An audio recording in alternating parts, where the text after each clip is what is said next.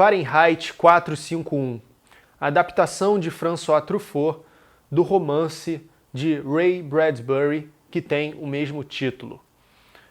Assim como 1984 e O Admirável Mundo Novo, essa é uma das narrativas, uma das grandes obras de ficção científica sobre distopias e totalitarismo e esses problemas de repressão do indivíduo pelo sistema, pelo regime, que são muito típicos do século XX e que permanecem, como uma sombra na nossa cultura, podendo sempre se insinuar aí em diferentes lugares, o problema do fascismo. Porém, nessa história, a gente, ao contrário de O Admirável Mundo Novo ou 1984, pelo menos pelo filme do Truffaut, a gente percebe que a gente tem um foco mais fechado.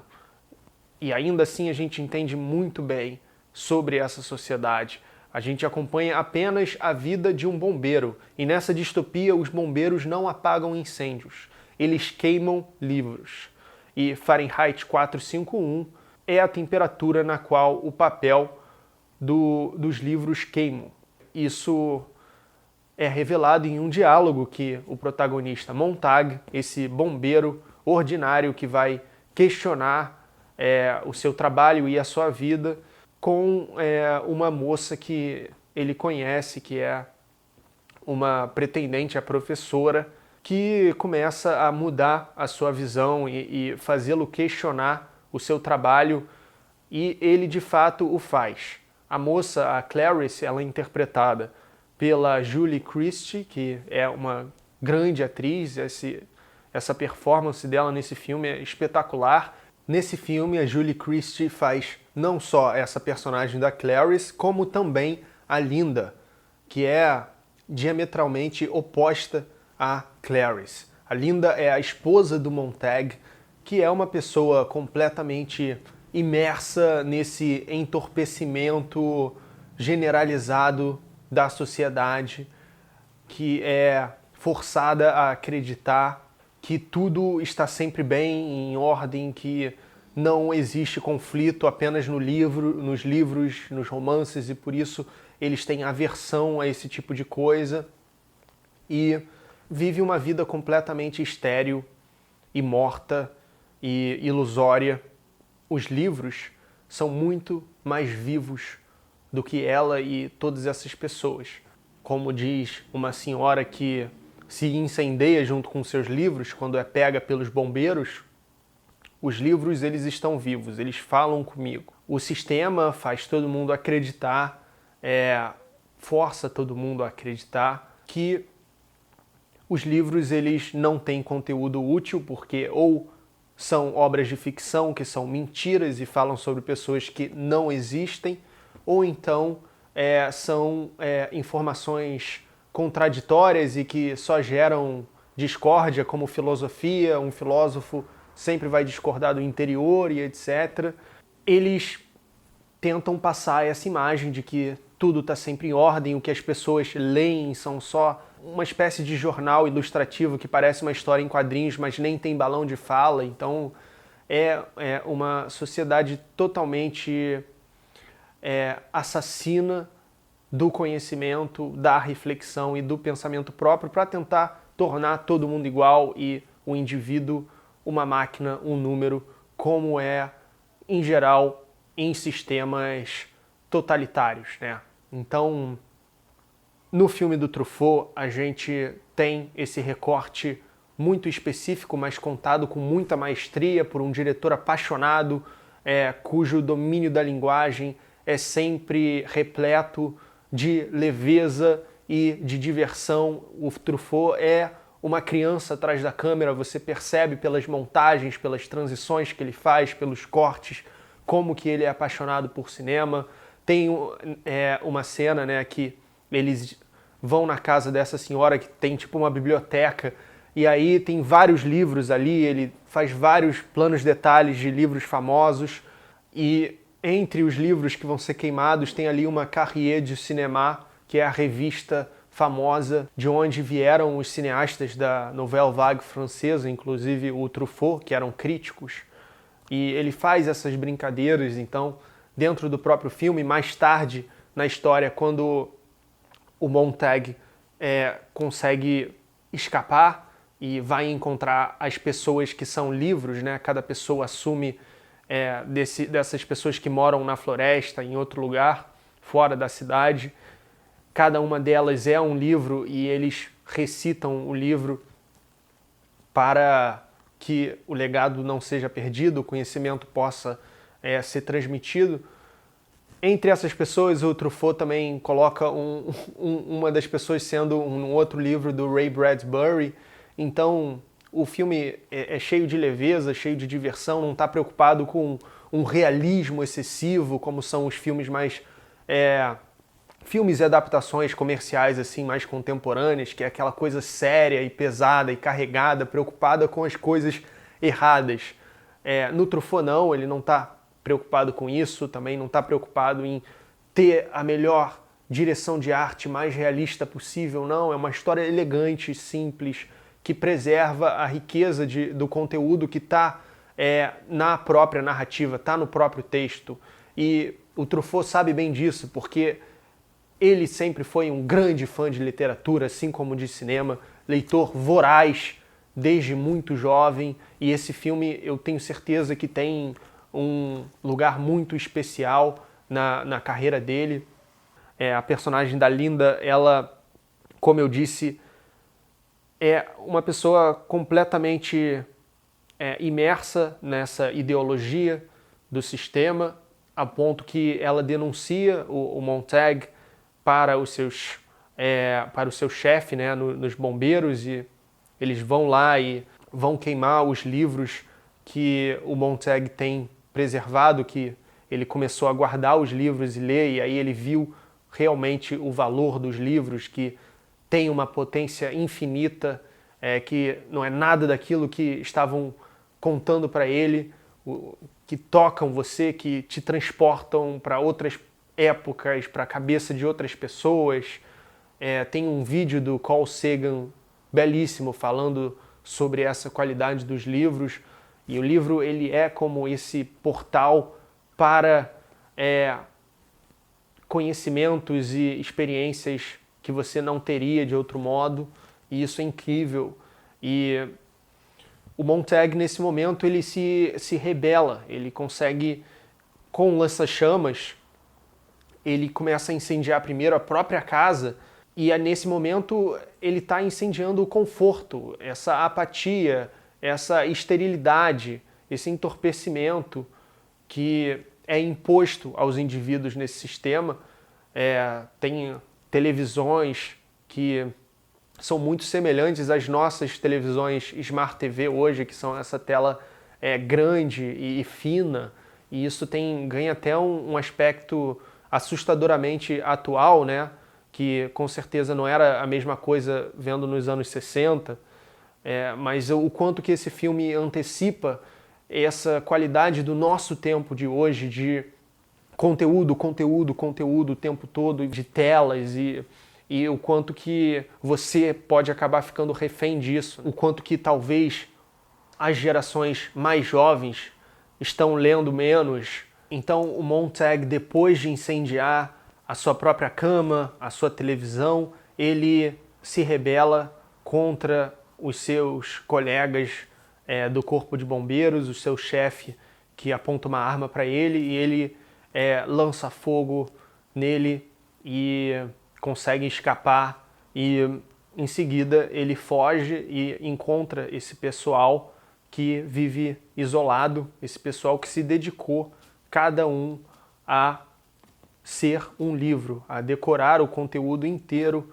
de um livro para poder recitar para uma pessoa e preservar assim a riqueza das obras, né? Desde a República de Platão até Alice no País das Maravilhas, cada pessoa nesse grupo é um livro e recita para quem quiser quando solicitado. Então isso é muito interessante porque configura um retorno a algo que era muito comum na antiguidade, antes do advento da escrita, que é a própria tradição oral. Mnemônise, a Titânide, que é a mãe das musas e inventora das palavras e da linguagem, que representa para os gregos essa riqueza da transmissão do conhecimento e também da articulação. A tradição oral era importantíssima na Grécia Antiga. Então, na Antiguidade, o conhecimento era transmitido, era legado de geração em geração, muito pela oralidade, antes do advento da escrita. E dessa forma, as pessoas exercitavam muito a memória e a recitação. Os poetas na Grécia Antiga tinham um papel educador. E eu falo melhor sobre isso em alguns vídeos de filosofia aqui do canal, que eu vou colocar na descrição e aqui nos cards também. Por exemplo, o meu vídeo sobre o surgimento da filosofia na Grécia Antiga, que trabalha um pouco essa relação entre mito e filosofia, esses dois discursos e como que o mito ele também compacta verdades, mas sob a forma de narrativa, e a ficção ela tem uma potência infinita, ela tem uma abertura que o conceito não tem, e os românticos muito depois vão valorizar muito isso também, como que a história, a ficção, a poesia, ela também tangencia o absoluto, digamos assim, a verdade, e isso pode ser explorado e foi bastante explorado na filosofia também, desde pré-socráticos como Parmênides até filósofos modernos como Nietzsche no seu Zaratustra.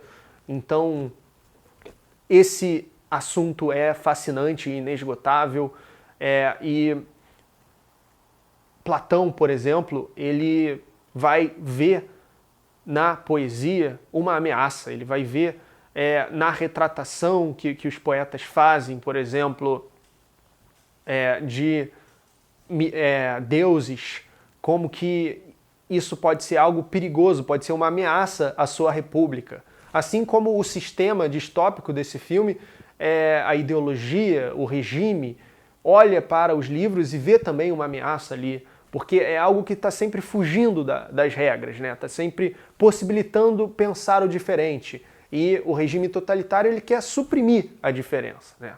Todo mundo tem que ser igual. Tem cena nesse filme que é algo muito típico desse assunto, que é o guarda cortando o cabelo do cidadão, para ficar todo mundo com o mesmo corte. Ou então, numa sala de aula, todos os recrutas ali da aula dos bombeiros são exatamente iguais. Na figura de Sócrates, a gente pode observar um caso curioso de um filósofo que se opunha à escrita. Sócrates nunca escreveu nada. A gente conhece Sócrates através de outras pessoas, principalmente Platão. São poucas as fontes. Sócrates achava que a escrita, a palavra articulada no papel de uma forma específica e plasmada ali é uma coisa morta. Ao contrário do diálogo, do debate, para o Sócrates a filosofia era conversa, era eu expor algo, você me questionar e eu reformular o pensamento para conseguir dar conta dos seus questionamentos. E era uma coisa viva. E o pensamento filosófico ele não tem a necessidade de estar registrado em algum lugar. O pensamento puro ele está na mente do filósofo, e conversar, transmitir a alguém já é uma tentativa de passar adiante aquilo que se origina na sua forma primária apenas na mente da pessoa, né? E então isso é muito interessante, como que isso era um debate na época desses filósofos. Felizmente Platão, Aristóteles, a maioria desses grandes pensadores registraram o seu conhecimento, mas ainda assim muito foi perdido.